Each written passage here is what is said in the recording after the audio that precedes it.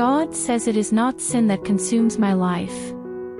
I am not thinking about your sin, rather, I am thinking about the price that was paid in order to ensure that your relationship with me would be based on who I am rather than on what you have done. When it comes to your history, I am not engaging with you in any way. On the basis of who you will be as you express the fidelity toward me that my grace makes possible, I am dealing with you, communicating with you, and walking with you. I am doing all of these things. As a result of the cross, I am blessing you because of the person that you are becoming in me. Although this is not what you have been taught, you should be aware of the following. I am not bound by the incorrect conceptions that men have about me, and I do not want you to be the same way. I give you permission to have a profound faith in the love that I have for you without conditions. Because of my promise, the person you are becoming is connected to the promises I have made to you. I am not hampered, and neither are my promises, by the fact that you were not the same person yesterday or even just 5 minutes ago. I am the God of time and eternity, and I am entering your present moment to repair the damage that your past has caused you and to launch you into the reality of your potential in me. I am the goodness that I am. This works in my favor. Any human metric cannot adequately describe the extent of my favor toward you. Take into consideration who I am and how huge I am when you think about the favor I have for you. In order to provide you with a sense of the confinement that I have established for the sake of the favor that I am showing you, I created the universe, which is so enormous that it cannot possess any measurement. He says, "Trust me," and means it. Not only are my thoughts about you more numerous than the stars in the heavens or the sand in the sea, but each and every one of those ideas originate from an incomprehensible amount of favor. In the event that you are thrown down, have the confidence to know that I am standing up. My grace is filtering every bad effect so that the challenges are disappearing and the blessings are increasing. I am standing in the gap between your present and your future, making sure that it is my grace that is doing this. Trust me, says the Father, since I have everything under control. You should be aware that there is nothing, absolutely nothing, of the adversary that can continue to exist in your life because you have made the decision to put your trust and your expectations in me in a way that is both radical and ludicrous. According to what the Father has revealed to me today, I am putting my people into formation and forming ranks. You are going to be able to trust others around you, and you will be aware of your role in the world. The enemy has made it his mission to undermine the trust and confidence that exists between my people. Due to the fact that there has been dispute, struggle, and deception, many people have come to a complete and utter standstill in the face of an opponent that is making progress. Voices of solidarity and fortitude are beginning to emerge. The alarmist voices of those who shrilly demand that you pay them your attention are being replaced by the anointing that is being placed upon my men and my women. Listen for my voice, that is what the Father says. People who have been really anointed and commissioned by my hand will speak, and you will hear a sound in their words. It is going to be a sound that is full of bravery, strength, and deliverance. To put it another way, it will be a music that will penetrate not only your head but also your heart. At that location, you will find the gathering place where my army is assembling to go with the war. In order to accomplish my plans in the world and even in your life, the Father declares, I am establishing my people as an army. I want you to know that you are not alone in praying for you. Even if many people around you appear to be unaware of the difficulties you are facing, I am placing intercessors on the front lines, even on distant continents. These intercessors are waking up in the middle of the night and just hearing my voice say, pray, and they are praying for you. There is a prayer movement that is gaining momentum that has not been seen since the early days of the church community. My people are going to withdraw from the erroneous initiatives of man's strength, which are incapable of bringing about any changes. They are once again reverting their attention to the rock that carried them. During this time of struggle, they are once again turning to my name and coming face to face with my name standing as a tower of strength. I have called you, and I would like for you to serve in this large army without distraction, says the Father.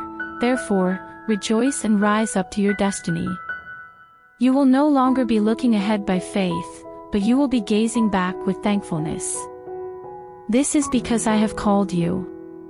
Today, the Father declares, I am a father to those who do not have a father. When your mother and father leave you and go their separate ways, I will be there to take care of you. I am going to draw you to myself and make it clear to you that I have loved you and that I will never abandon you. You are going to be cleaned up and given a fresh start by me. The Father asks, are you prepared to embrace a fresh beginning? You do not have the authority to put an end to the disappointments that have occurred in the past. Allow me to handle that. I will take care of everything you are unable to resolve or change about the situation. Given that I am a God who exists in both time and eternity, there is nothing that I cannot handle. In order to make amends for the things from your past that continue to trouble you and that you have had a hard time letting go of, I am going to enter into the chronology of your life. Give everything over to me. Do not turn around and look back. Now is the time to forgive, let go, bless, and go on with your life. It is important to forgive yourself and to forget the cruel things that other people have said to you, including those who ought to have been there for you but did not. This is the experience that humans have. You should adapt your expectations because failure is an essential part of the human nature. Because of what was in them, they acted in the manner that they did, and that is the ultimate conclusion. It is okay. Let go of it. Continue on. The only way to pass through the open doors that are in front of you is to leave your feet unchained. Today, I am going to teach you the key to breaking free from the bonds of self-recrimination and regret. It was possible for you to alter the course of events. Because you made a request for forgiveness, I have made the sacrifice of the blood of the cross in order to alleviate your guilt. According to the Father, it is not possible to make perfect amends, and you are aware of this fact. Put yourself in a humble position and go on. Make the necessary adjustments, the Father advises. You have the ability to bring about change, and it starts right now, as you connect your thoughts with the facts that I have regarding your circumstance. The Father announced today that a fresh and significant awakening is on the horizon. Try not to let the happenings around you, whether they are happening on the global stage or in your own life, divert your attention. The adversary is the most effective diversion. If you are able to divert your attention away from the harvest, he will be able to minimize your testimony. Your focus should be directed on who I am and the things that I am doing in your life. One more time, a significant awakening is coming to the surface of the world. You are cordially invited to come and take part in the activity that I am about to undertake, and I would like to extend this invitation to you. I would like to extend to you an invitation to be a doorkeeper, clearing the way for other people who are yearning and pleading for me to be a part of their lives where I was supposed to be. You have the opportunity to be a part of and a participant in the great awakening that is coming to the earth, and it is your responsibility to do so. The foot of the cross will be the destination for entire cities. On the steps of City Hall, mayors and members of the municipal council will express their regret by crying out. When the judge of the entire earth arrives, the judges will remove the robes that they wear in their service and bend their heads before him. There will be brotherhood and love that is selfless and self-sacrificing in places where there has been hatred, bitterness, and opinion. There will be meetings that are so swift and so enormous that no existing facility will be able to accommodate the masses that will be present. The spontaneous outpouring that I will be releasing will be both rapid and overpowering. They will approach with tear gas and riot gear, only to see my glory as bitter adversaries hug one another in the streets that were once scarlet with the blood of conflict. The police forces will respond with riot gear and tear gas. The Father states that change is on the horizon. A new thing is being brought into existence on this planet by me. During the time that you are fulfilling the calling that I have set upon your life, you are ordained to have a part and a portion. Prepare yourself for this. Today, the Father states that I am transitioning you from a state of visitation to one of dwelling. The movement of my spirit that you have experienced on occasion is going to become a constant presence in your heart and life. This is something that you will experience.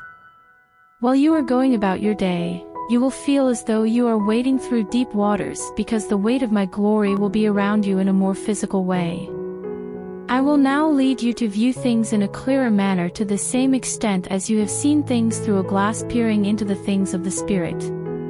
Because I will enrapture you with a concentration of my glory that has only been hinted at in the history of men, there will be times when you will not know whether you are in the spirit or in the body. This is because I will enrapture you with my glory. This is a fresh day, as the Father has spoken. In order to bring about an experience that will establish in you for all time the reality of abiding in me and recognizing that it is in me that you live, move, and have your being, I am moving to bring about an experience that is, in Christ. The Father reminds us to press in. Raise yourself up from the depths of a casual form of religion. Your life should be a place where the kingdom is taken by force. Reject the sluggish attitude that prevails nowadays. I want you to welcome the fire of refinement that I am sending into your life and to give me permission to burn away the dross and anything that does not serve a greater purpose. Put the diversions that come from natural things to the side. Be conscious of the fact that whenever the situation calls for it, I will bring every answer and every solution that you require to you through the mist of my constancy. Pray until you are seated before me. Your expectations should be focused on me. A change has taken place. I would like to extend an invitation to you to become the first participant. The overture of heaven that is being played for you on this day is as follows. You made the request for it. Your heart yearned for it. I have come to redeem the purchased possession that you are, oh my darling, because you called out for more of me and more of my spirit. I have come to fulfill your request. Observe yourself in the same way as I observe you on this day, says the Father. When it comes to your spiritual location, you are in the sky with Christ. I am holding you at my right hand.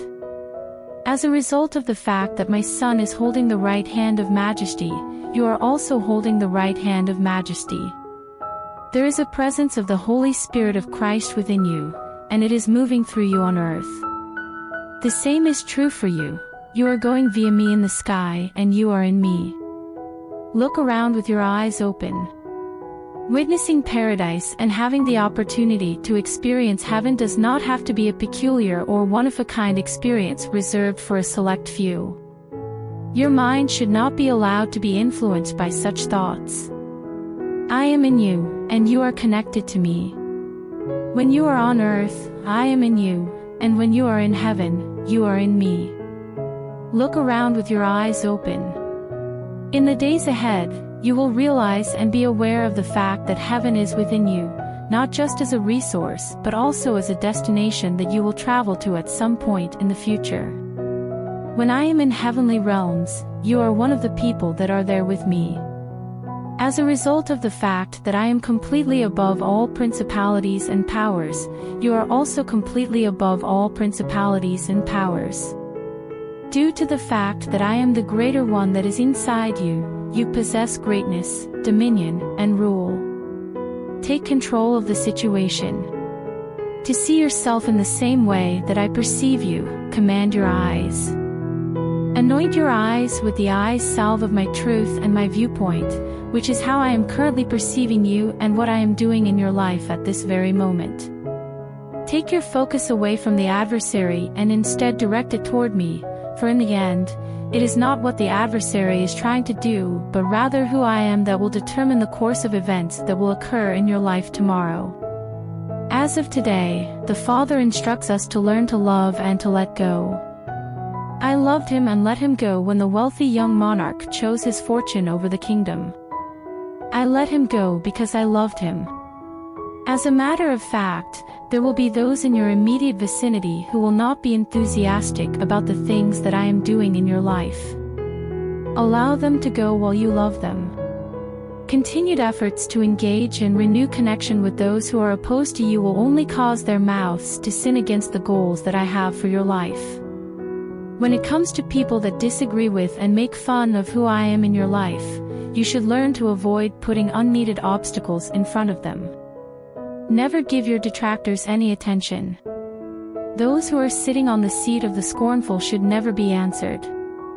Always keep your focus on me, and do not give any weight to the viewpoints of those who are ignorant and lacking in enlightenment. I am going to bless those who bless you, and I am going to exempt from your life those who are foolish enough to mess with you.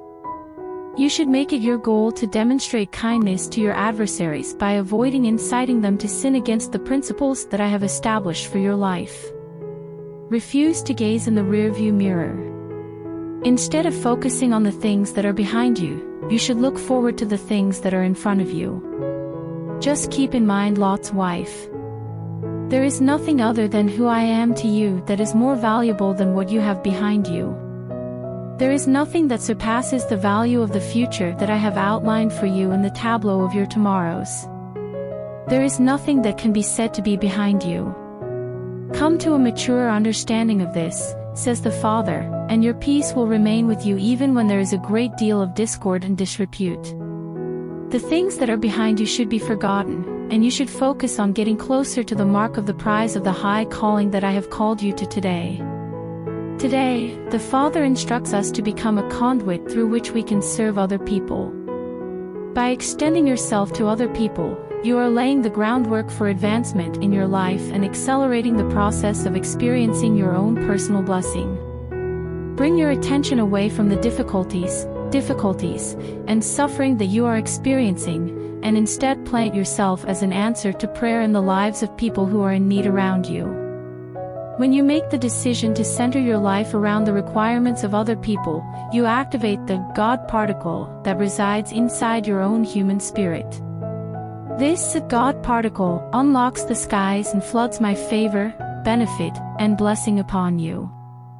Every time you perform an act of unselfish service, there is a blessing that is being released with your name on it. The unlocking of the seal of inheritance and beneficence that is ready and available to improve your life and circumstances is accomplished by the act of giving of oneself to support other people. I am a generous person by nature.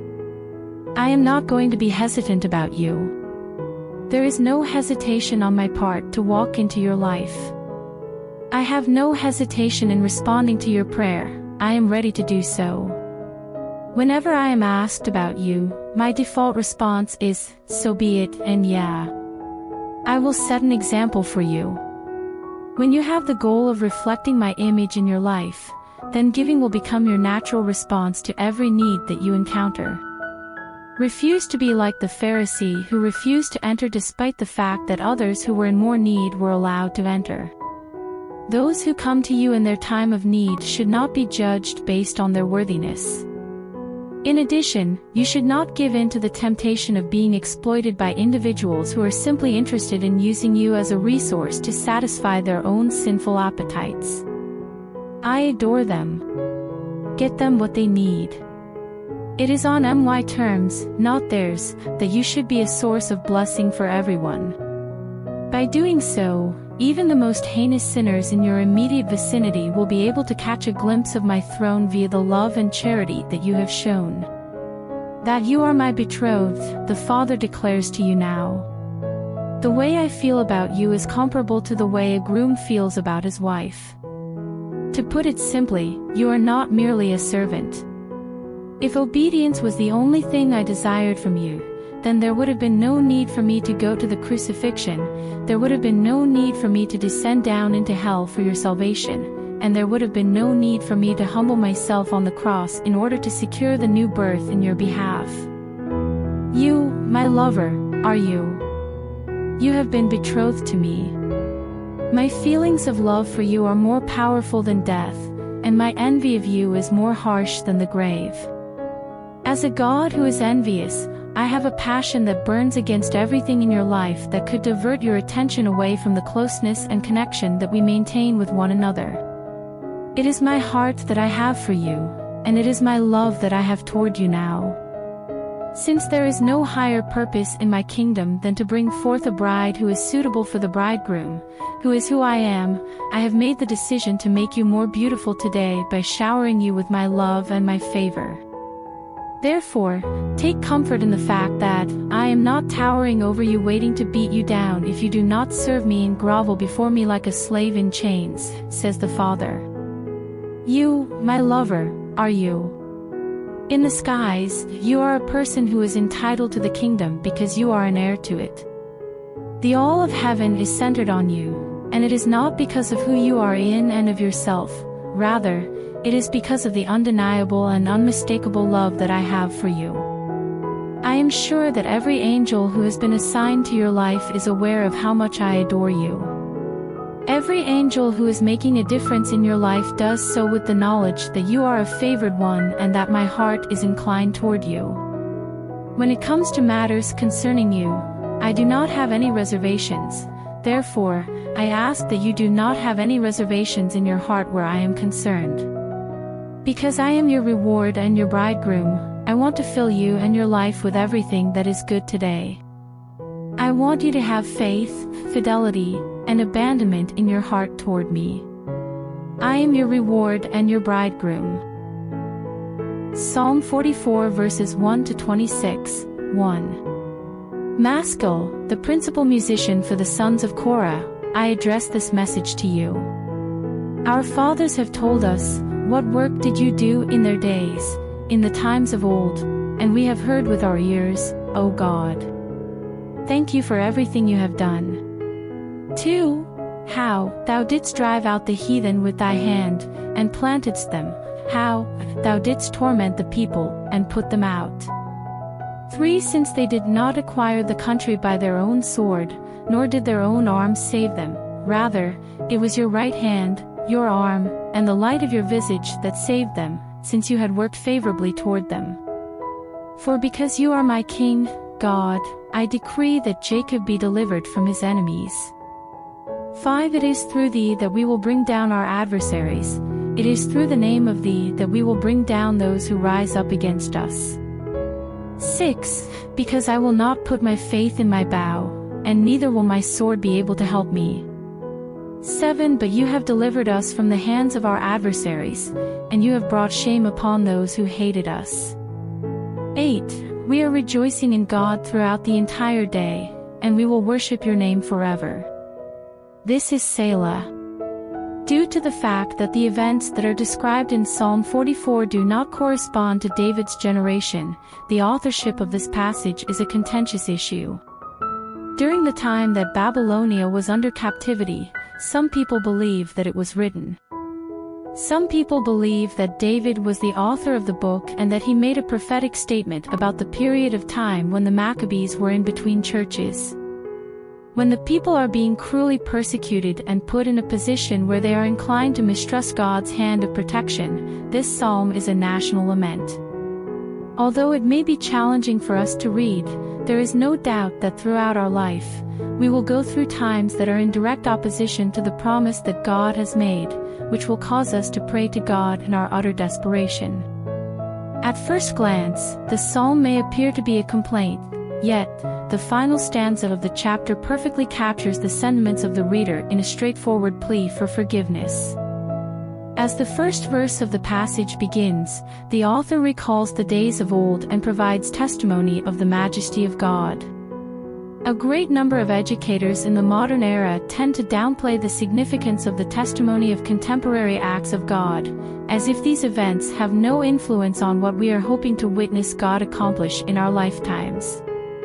There is a warning in Proverbs 22 verse 28 that we should not forget the ancient landmark. It is possible that revivals from the past do not appear to be relevant in our current day and age. nevertheless, they nonetheless symbolize a people of God who were faithful in their generation, just as we are expected to be faithful in our own. Although God does not show any regard for individuals, He does show respect for faith. Jesus has not changed from the past, nor will He change forever. It is possible that we will experience the same outcomes if we apply our faith in the same way that others have used their faith. However, you have rejected us and made us look foolish, and you have not dispatched our forces to the battlefield. 10 Because of you, we are able to turn away from the adversary, and those who despise us are able to enrich themselves financially. 11 You have designated us for consumption as if we were sheep, and you have dispersed us among the people of the heathen religion. 12 You sell your people for nothing, and you do not increase your riches by the amount that they cost you. 13 You have made us a source of disgrace for our neighbors, a source of contempt and derision for those who are located in our immediate vicinity. 14 You make us a remark among the people of the heathen world, and you shake your head among the people of the world. 15 My bewilderment is always in front of me, and the shame of my face has covered me. 16 Because the voice of him who reproaches and blasphemeth, because of the adversary and the one who is angry with me. 17 Each and every one of these things has been brought upon us, but we have not forsaken you, nor have we acted dishonestly in your agreement. 18 Upon reading this psalm, we would be tempted to accuse the author of lacking faith, since our hearts have not been turned back, nor have our steps deviated from the path that you have set for us. When feelings of this nature are communicated, however, the heart of God responds in a manner that is altogether unique. Having a disagreement with one another is a different thing entirely. If you want to make your heart's plea known to God, that is an entirely different thing. If we cry out to God and ask Him to resolve the contradictions that exist in our lives in relation to His promise, then this is not a petition that the Father will look down on. After the angel paid him a visit, Gideon was able to discover this information. Judges 6:12-14 14 KJV, 12 It was then that the angel of the Lord made his appearance to him and proclaimed to him, "The Lord is with you, you mighty man of valor." 13 Gideon then addressed him, saying, "O my Lord, if the Lord is with us, then why is it that all of this disaster has befallen us? And where are all of his marvels that our fathers told us about?" Stating that the Lord was the one who brought us out of Egypt all those years ago. However, at this time, the Lord has abandoned us and given us over to the control of the Midianites. 14 And the Lord looked upon him, and said, "Go in this thine power, and thou shalt redeem Israel from the hand of the Midianites. Have not I sent thee?" Throughout this conversation between Gideon and the angel, there are a number of inconsistencies that may be observed. Gideon is referred to as a powerful man of God by the angel. Taking into consideration Gideon's response, it is without a doubt that he did not feel extremely full of faith. It is almost as if he is rejecting what the angel is saying and demanding an explanation to the awful condition that he is in, as well as the situation that the entire nation is in, which is being held captive by an occupying force. In contrast to what we may anticipate God to have the angel say in response to Gideon, the angel's statement is completely inconsistent. He does not scold him but rather instructs him to, "Go in this thy might and the Lord will be with you." It is almost as if he is aware of Gideon's criticism and decides to compliment him by saying, "Good job. If you keep doing that, you will be able to place all of your adversaries under your control." I can't help but think that Gideon is curious about whether or not the angel heard what he just said. It's possible that the reason God is listening to what the author of Psalm 43 has to say and the words of people like Gideon is because they haven't given up. This could be the entire purpose. Despite the fact that there are reservations stated, one coach referred to these doubts as legal doubts. It is not that Gideon and the author of Psalm 43 are rejecting the word of God, rather, they are merely looking for an explanation as to why God has made a promise to them, but they are not enjoying the benefits of that promise in their life.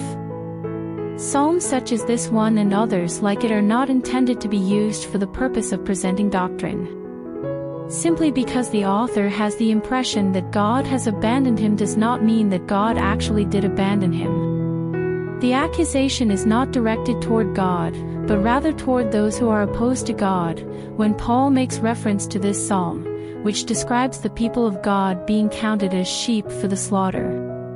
In this passage, there is no evidence to suggest that God is actually forsaking the people. Rather, it is merely a record that the author thought made it appear as though God was abandoning them. 19. Despite the fact that you have severely broken us in the realm of dragons and shrouded us with the shadow of death. 20. The question is, if we have forgotten the name of our God, or if we have extended our hands to a God that is not familiar to us, will God not look into this matter? Since he is aware of the innermost thoughts and feelings. 22. Yes, for the sake of thee it is that we are slaughtered throughout the entire day. We are counted as sheep for the slaughterhouse. O Lord, why do you sleep when you should be awake? Come to life, do not cast us off for all time. At 24. Why do you choose to conceal your face, and why do you forget our suffering and our oppression?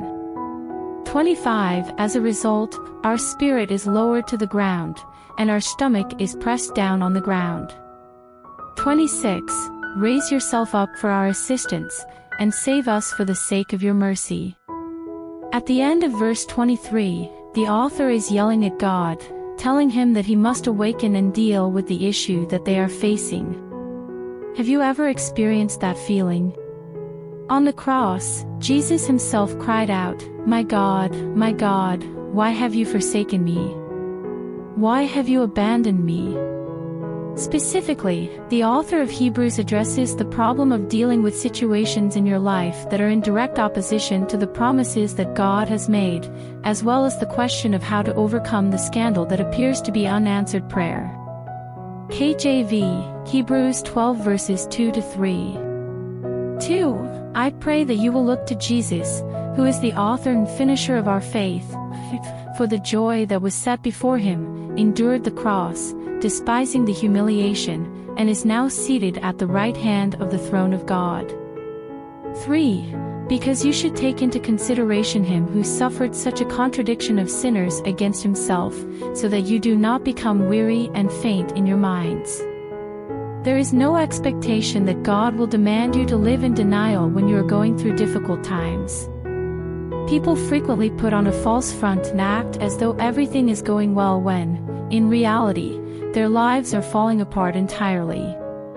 Hypocrisy is the result of this, which also helps to cultivate a religious mindset. In no way is God a thin-skinned being. The Psalms are distinguished by the fact that David expresses his thoughts to God in a manner that is completely honest.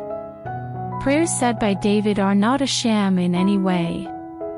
This demonstrates a familiarity with God and a closeness to the nature of God, both of which are lacking in many of us. David was a brusquely honest person. He placed a great deal of faith in the mercy of God and the willingness of God to listen to prayers that were petitioned with an open and honest heart. For the sake of the joy that was waiting for him, Jesus had to persevere through a life filled with adversity. Can you even fathom what it would have been like for Jesus to know how faithful God was while he was suffering through the anguish of the crucifixion and being unable to find an answer to his prayers? He was able to persevere because he was aware that the nature of his Father would eventually determine the outcome of the matter, and that circumstances will shift. Resurrection brought about the final outcome for him.